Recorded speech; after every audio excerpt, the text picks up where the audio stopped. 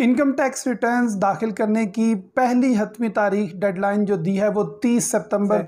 अगर आप अपनी इनकम टैक्स रिटर्न सबमिट करवाने में नाकाम रहते हैं तो 30 सितंबर के बाद अगर डेडलाइन एक्सटेंड ना की जाए, सैलरीड क्लास को, तनख्वाहदार को 5,000 रुपये का जुर्माना किया जा सकता है।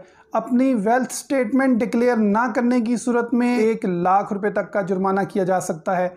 अगर आप तनख्वाहदार हैं और इनकम टैक्स रिटर्न सबमिट करना चाहते हैं तो आज की वीडियो में मैं आपको मुकम्मल तरीका सिखाऊंगा। मैं हूं इंजीनियर मलिक अनस और आप देख रहे हैं पाकिस्तान वेल्थ एकेडमी।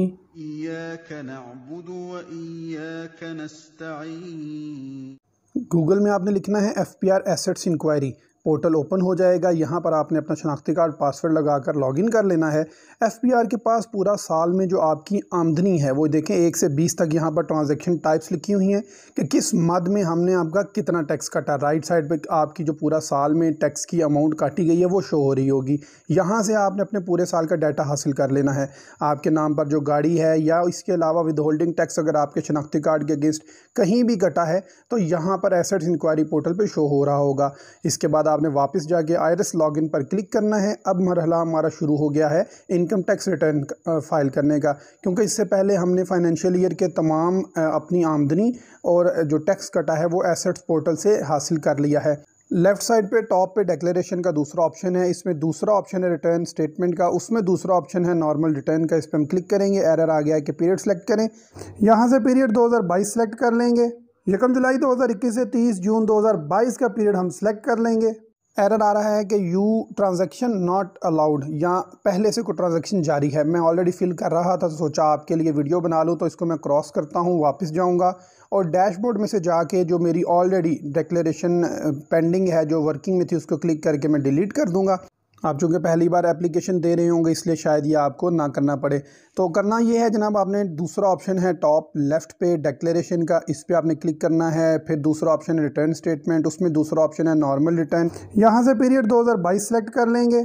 1 जुलाई 2021 से 30 जून 2022 का पीरियड हम सेलेक्ट कर लेंगे।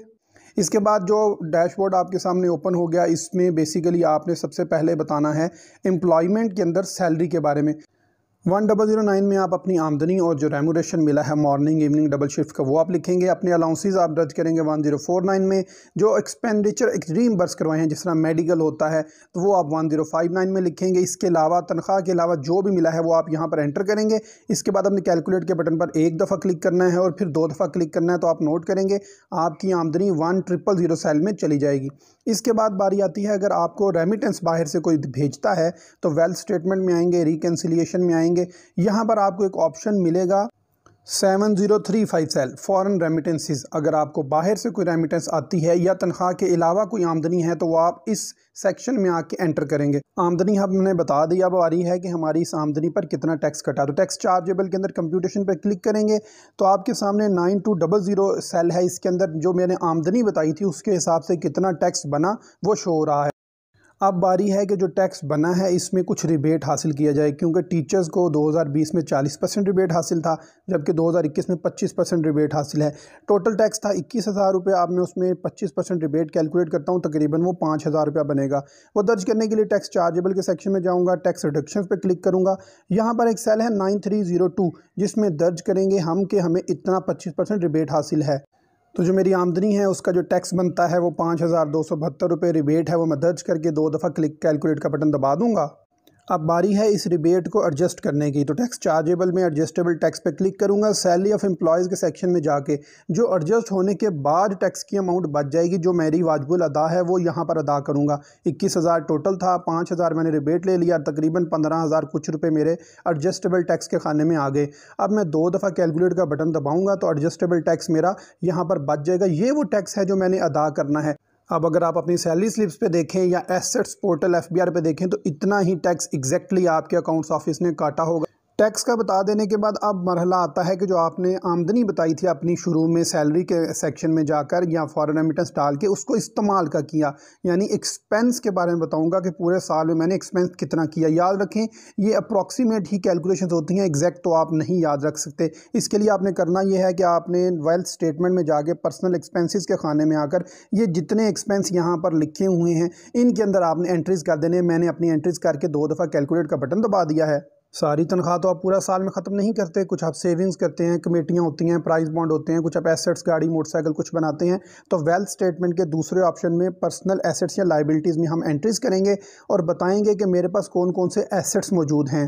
इसी एसेट्स के सेक्शन में 7006 सेल में आपने अपने अकाउंट की तफसीलात दर्ज करनी है। उसके लिए आपने प्लस के बटन पर क्लिक करना है।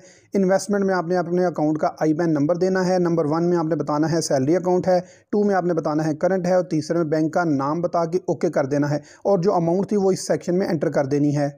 आपने आमदनी भी बता दी, अपना टैक्स भी बता दिया, रिबेट भी हासिल कर लिया, खर्चे भी बता दिया। अब बारी है रिकन्सिलिएशन की। तो तीसरा ऑप्शन है वेल्थ स्टेट में रिकन्सिलिएशन ऑफ नेट एसेट्स। इसमें आपने जो अभी अपनी आमदनी बताई थी, एसेट्स जो बताए थे, जो खराजात बताए थे, इन तमाम चीज़ों का मजमुआ करने के बाद हासिल रिज़ल्ट ज़ीरो आना चाहिए। अगर नहीं आता तो आप अपने एसेट्स को कम करें, अपने खराजात को बढ़ाएँ और उसके बाद वेरिफिकेशन के बटन पर क्लिक कर दें। यहाँ पर आप पिन अपना एंटर करेंगे 4 डिजिट का। मेरा पिछले साल का सेव था तो वो रॉन्ग हो गया, मैं दोबारा एंटर करूंगा। वेरीफाई पिन के बटन पर क्लिक करूंगा, मेरा कोड सक्सेसफुली वेरीफाइड हो गया है। अब आखिरी ऑप्शन है सबमिट करने का, तो मैं येस का बटन दबा दूंगा। मेरी इनकम टैक्स रिटर्न सबमिट हो चुकी है। देखने के लिए कंप्लीटेड टास्क में जाएंगे, इसके अंदर ऑप्शन है डिक्लेरेशन का, क्लिक करेंगे तो जो मेरी पिछले साल की तमाम इनकम टैक्स रिटर्न हैं यहाँ पर शो हो रही हैं। सबसे पहली लेटेस्ट है, इसमें मैं क्लिक करता हूँ। इसके बाद व्यू के बटन पर क्लिक करूँगा।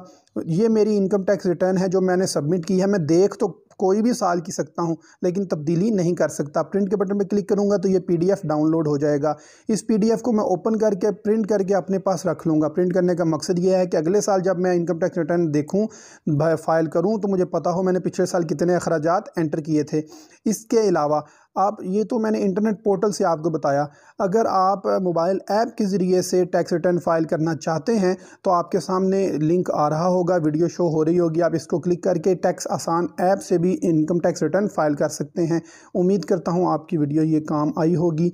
चैनल को सब्सक्राइब कर दें, अपने दोस्तों के साथ इस वीडियो को शेयर करें, वकीलों से जान छुड़ाएं, क्योंकि इनकम टैक्स रिटर्न फाइल करना इंतहाई आसान है।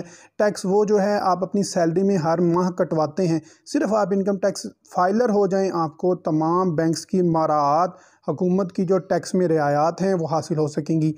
मैं फिर कहूँगा इस वीडियो को दोस्तों के साथ शेयर करिएगा, क्योंकि वकील यही काम करने का आपसे 10 से 15 हज़ार रुपया सालाना लेते हैं। एक दफ़ा आप करेंगे तो इंशाल्लाह अगले साल आसानी हो जाएगी। पाकिस्तान वेल्थ अकेडमी से इंजीनियर मलिक अनस को इजाज़त दीजिए। अल्लाह ताला से दुआ है कि आप जहाँ भी रहें खुश रहें, आबाद रहें, शाद रहें। अल्लाह हाफ़िज़। पाकिस्तान पाइंदाबाद।